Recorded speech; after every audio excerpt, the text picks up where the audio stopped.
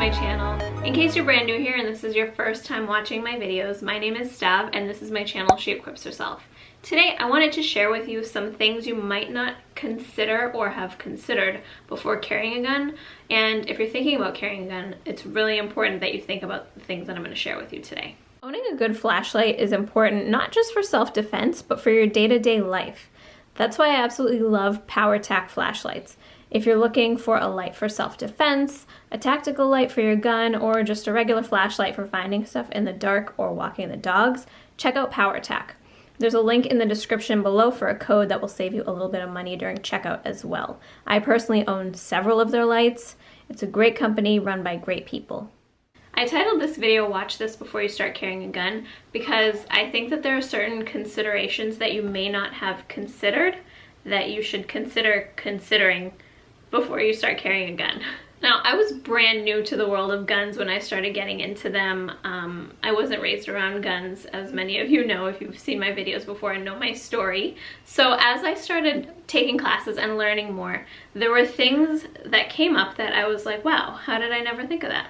So if you're brand new to guns, or even if you've been carrying for a while, there might be a little nugget of wisdom in this video for you. I like to share the things that I learned on my journey to where I am now as someone who carries a gun, because I see the value in knowing these things early on. So hopefully you'll learn a little something. So the first thing I want to share with you is I want you to, this is not going to be pleasant, but picture yourself in an active shooter event.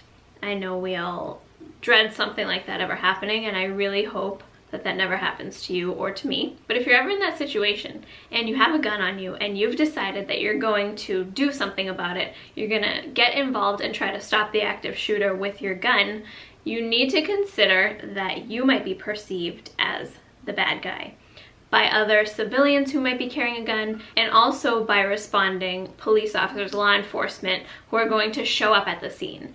If they're looking for someone with a gun and you're running around with a gun in your hand, they might perceive you as the bad guy or girl.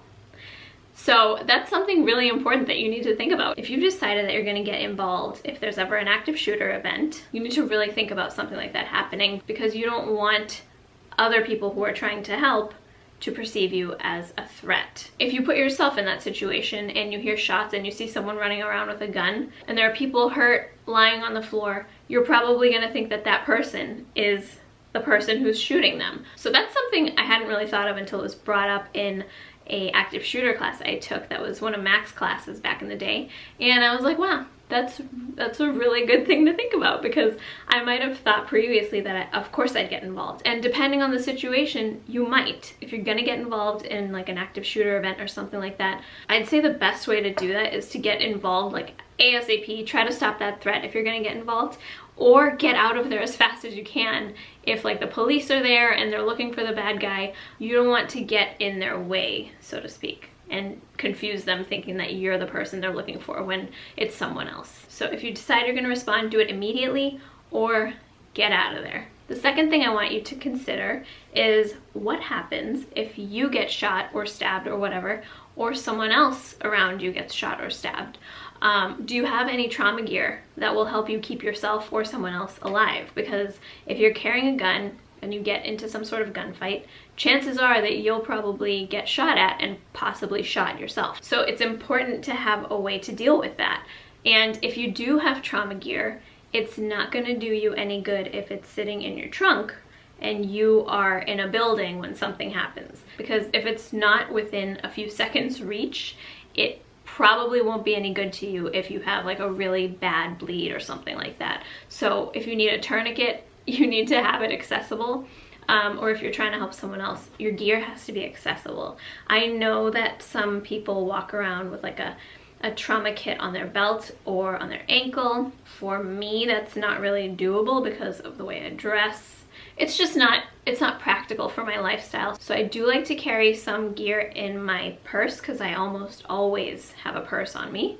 So that's something that's accessible to me almost all the time. I also like to have something in my car in case there's like a car accident or something like that. So figure out a way to have things near you at all times, because especially if you carry a gun, you want to be able to respond to a traumatic injury like that really quickly. And besides having and owning the gear and having it accessible, you need to be able to use it and know how to use it. So if you buy the gear, that's great, but make sure you take some sort of trauma class so that you know how to apply a tourniquet really fast, how to apply a chest seal or quick clot, things like that. Things that take a little bit of training for you to be able to use them properly and effectively. So get the gear, keep it accessible, and make sure you get trained on how to use it.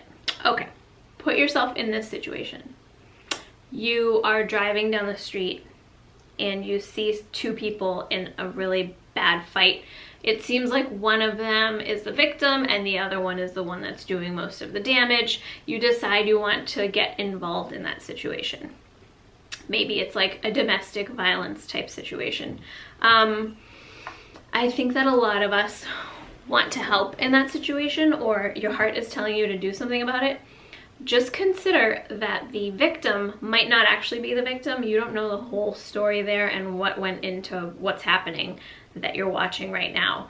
So don't assume someone's a victim unless you know for sure, like you can tell. I remember hearing a story once of two men who were on the side of the road fighting, and one of them, I believe he was beating the other one with like a baseball bat, and someone came along and was trying to get the guy to stop, and he wouldn't stop, so he shot him. And it turned out that the guy with the baseball bat just found this other guy that he was beating sexually assaulting his daughter. So it's like, I'm sure he felt really terrible for doing that, and he didn't know the whole story going into it. So just be aware that you might not know exactly what's happening. Things may look one way but actually be another. And another thing to think about is that the victim might actually turn on you. And another thing that might happen in like a domestic violence situation is that the victim might turn on you and then they could both go after you. So just don't always assume you know what's going on, and be really careful about involving yourself in other people's situations. Of course, that's going to depend on the situation, and you need to make that judgment call yourself depending on what's going on. But just something that you need to keep in mind and think about in case something like that ever comes up. Okay, the next thing I want you to consider is that there might be more than one bad guy. This is why a lot of people train to scan your area after you're done shooting, because it helps you to develop the muscle memory of looking around and making sure that there aren't any additional threats. I remember watching this video. I'll actually link it down below because I think there are a lot of good lessons in it. But it was a video of a shooting in a Walmart where a good guy was trying to stop a bad guy with a gun and didn't even notice that the bad guy had a bad girl with him. So he didn't even think that there might be a second person, and I think especially because she was a woman, when he walked right by her as she had a gun in her hand, he didn't even notice. Like, his brain didn't comprehend what he was seeing as he walked by her. So just keep in mind that if you're ever in some sort of situation like that, there might be more than one person you need to be looking out for. So if you take care of one situation, always just assume there might be someone else and keep your eyes open, look around before you secure your gun, and really make sure that there's no one else to worry about before you holster your gun, put it away. Just a little something you should be thinking about. And that goes into my fifth consideration. Something I want you to think about, and this is something that I talk about in my online course, the Armed and Confident Academy, is having mental maps for how you'd respond to certain situations. If you have a gun, you get trained, and you start carrying it, that's awesome, good for you. It's really important, now that you have this tool on your body, that you think of different situations and have a plan for how you would respond to things, because it's going to take you a lot longer to come up with a plan on the fly than if you've already thought through that situation. And that goes into the whole like Boyd cycle OODA loop thing, which I love to talk about, but I go into more detail in my online course about that. But just make sure that you have a plan And a good way to do this is by watching videos. I love active self-protections videos for this reason. They really show you real life situations, and you can look at those things and say, what would I do in that situation? And John Correa really breaks down each situation and gives you lessons that you can learn from each one. So developing mental maps and having a plan before you get into a situation is going to help you respond a lot faster if that situation ever comes up. All right, guys, that's gonna do it for me.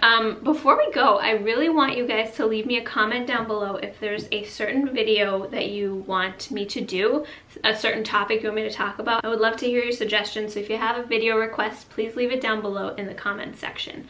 As always, thank you so much for watching my video. Please subscribe if you haven't already, and I'll see you in the next video. Stay safe. Bye.